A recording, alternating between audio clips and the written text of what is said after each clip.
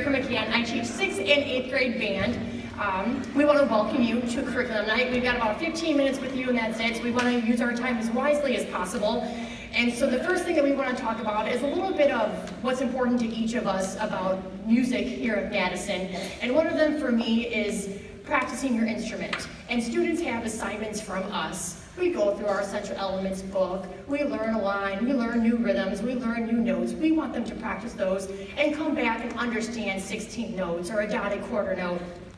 But at the same time, we really want them to be practicing things that matter to them as well. So it's important that they practice the exercises that we give them. There's a purpose. It's important that they practice their band music so we sound fabulous at our band concert. But at the same time, there's more to music than just the exercise that teaches 16th notes. I don't want to go home and play that exercise that plays 16th notes. I don't go home and practice that.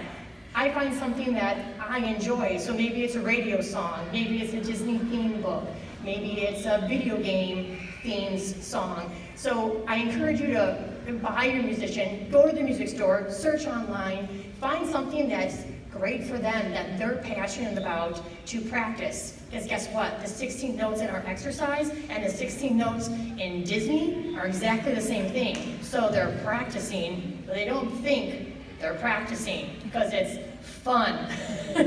So please, I encourage you to find your musician something that's really, truly that they love about music and encourage them. Radio songs, Disney, movie themes, whatever it may be. Encourage your musician to practice our stuff and stuff that matters to them.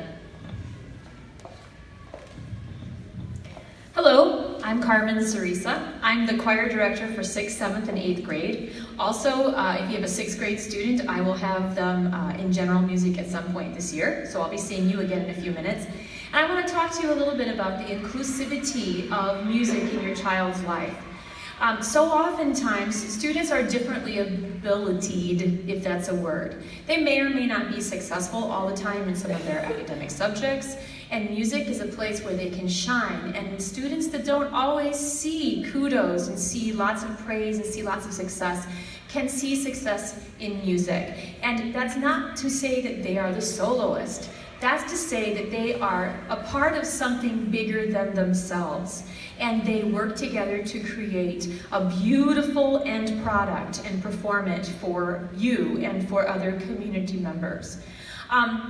Also, in the vein of inclusivity, I know that we work really hard to include composers from different countries and different nationalities.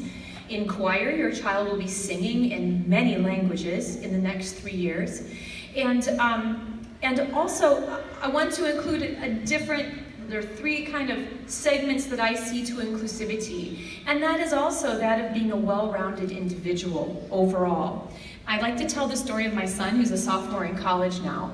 And he was a musician, he plays trombone. He went through band here at Madison Junior High with these phenomenal teachers.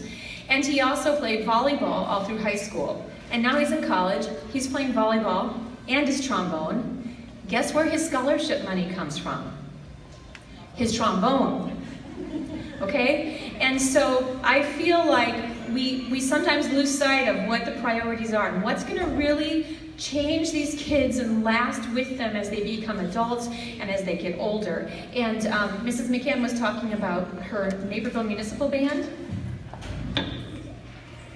I think kids are in music and then they think they have to major in it. I don't need them to become a music teacher. I want them to find happiness in it. My music was there for me when I was happy, when I was sad, when any emotion, it was there for me. Naperville Municipal Band is a 90-piece band, if you've seen them perform in the summer or the winter time. 90 people are playing in that band. 20 of them have a music career.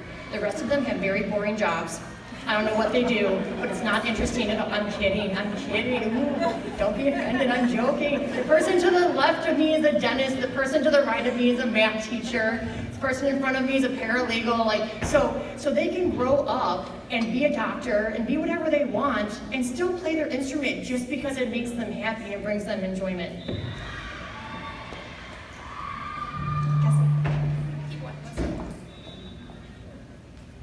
Let's see if this works. Hi, I'm Maya Dwyer. I teach orchestra here at Madison Junior High. Some of you might know me from concerts over at Riverwoods or Scott Elementary as well, so I might be a familiar face. One of the reasons why I really love the performing arts here at Madison is a great sense of pride that our students have in being a part of something really great. So they not only get to be part of a really awesome group of individuals, they get friends, they get connections, they get all those things, and they get that pride in having that sense of belonging. They also have pride in making a really great product. Individually in their lessons they get to play, but also in concerts. They get to put on these fantastic performances with other students, and they get a sense of pride that they've really accomplished something, and they work really hard for that. So that's one of the reasons I love it. I'm Dave Carroll. I teach 7th grade band. Those of you who have been to our presentations in the past know this is definitely a change from how we've done it in the past. And we each wanted to introduce ourselves and talk to you about our own personal passions. For mine, it's research. I just got my doctorate last year, and for me, can I not use this? Can you hear me? No.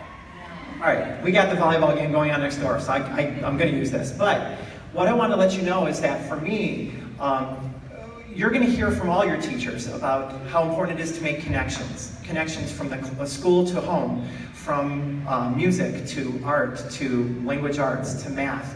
There are so many connections there, and we know because of the research that kids learn better when they're making those connections here at school in real time. The more connections they make, the longer they remember. And very specifically, in terms of music reading, we know that the process in your brain for reading text is the same process that we use for reading notes on a staff. So the research is coming out that shows that really strong correlation, and that's something that we all value too. Though to find all the parallels and take advantage of those so that we can be the best teachers that we can be and make those connections. And if anyone wants to know any more about that or read my 230-page paper, come see me. All right, so I'm going to hand it back to Mrs. McCann, who's going to take you through that yellow sheet. All right, our quick sheet, we're not going to talk about it in too much detail, but one thing we want to point out for you this evening is our music handbook is online. We hope that you've received that link from one of the 4 of us. The important parts for you to know is that if you have a new musician here at Madison, they do need to order the white music polo before next Friday. And next Friday is our deadline to get that polo ordered. There is a link down below, the URL, tinyurl.com, MJHS Music Handbook. Music is, there's a typo there. You didn't see that. You can type it incorrectly or correctly, and it'll work. Thank you, technology. So, please order a music shirt if you need one, and also add those concert dates to your calendar.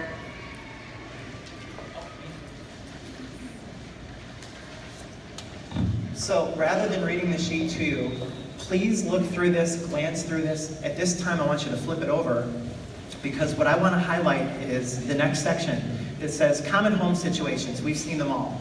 We know your kids are going to come to you and probably ask one or more of these questions, and we want to empower you to be able to communicate and give them really good answers.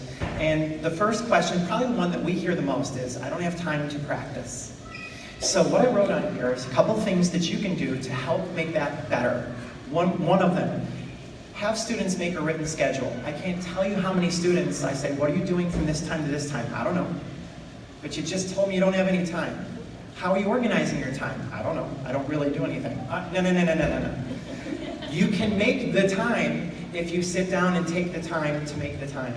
You've got to make a schedule. Write it down on paper. Don't just do it up here. That doesn't last.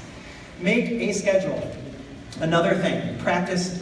We invite students to come in if they want to, optional, to come in when they're done eating lunch. Instead of going outside, they can come in with us. They can practice. They can do some extra homework. They can do that on non-band or choir days or orchestra days. So we have that availability too for kids to get a little more time that they didn't have before. And then implement a self-monitoring reward system. So if I'm a student, I can say, all right, I love to play my PS4. So I'm going to try, if I practice for 20 minutes or 30 minutes, then I will allow myself to play the PS4 for the same amount of time. A self-imposed system. So students are monitoring. We don't want to have to put that on you, but we can make it really rewarding if kids are doing that for themselves. So just a suggestion. As far as the others, I'm going to ask Mrs. Sarisa to kind of talk a little bit. This is Dwyer. It's me again. So one other section of this is sneaky ways to help motivate your budding musicians. We've already talked quite a bit about practicing, but one thing that I hear sometimes is from families, well, I don't play an instrument, I don't know anything about music, I can't help my student practice.